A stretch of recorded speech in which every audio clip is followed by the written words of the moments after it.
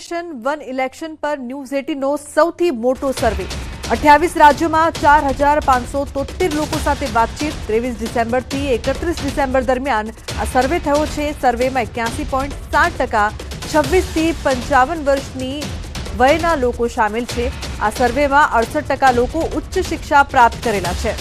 ઉલ્લેખનીય છે કે 28 રાજ્યોમાં 4573 જેટલા લોકો સાથે વાતચીત કરવામાં આવી, જેમાં 23 થી 31 ડિસેમ્બર દરમિયાન આ સર્વે થયો છે। ઉલ્લેખનીય છે કે 23 ડિસેમ્બરથી 31 ડિસેમ્બર દરમિયાન આ સર્વે કરવામાં આવ્યો છે, જેમાં 81.7% થી 26 થી 55 વર્ષની વયના લોકો શામેલ છે। તો 28 રાજ્યોમાં 4573 લોકો સાથે વાતચીત થઈ, જેમાં 23 થી 31 ડિસેમ્બર વચ્ચે આ સર્વે કરવામાં આવ્યો છે। 26 થી 55 વર્ષની ઉંમરના લોકો 81% લોકો આ સર્વેમાં શામેલ છે।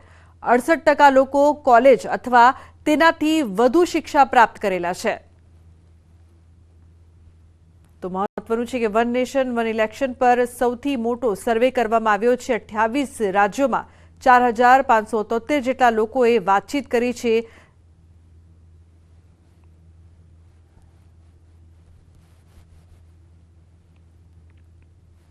તો જાણીએ કે આ સર્વેમાં શું પ્રશ્ન કરવામાં આવ્યો છે। લોકોને પૂછવામાં આવ્યો, શું તમે લોકસભા અને વિધાનસભા માટે એક સાથે મતદાનનું સમર્થન કરો છો? તો 80% લોકોનું કહેવું છે હા, જ્યારે 16% લોકોનું કહેવું છે ના।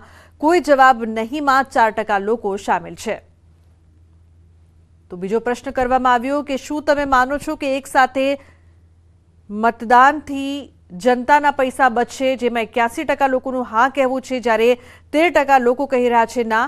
કોઈ જવાબ નહીંમાં 6% લોકો શામેલ છે।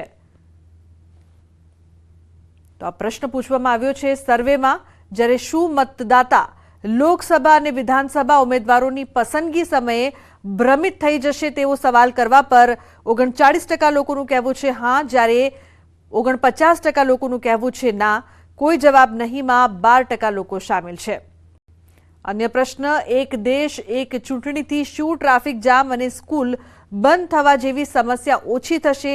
જેના પર 81% લોકોનું કહેવું છે હા, જ્યારે 13% લોકો કહી રહ્યા છે ના। કોઈ જવાબ નહીંમાં 6% લોકો શામેલ।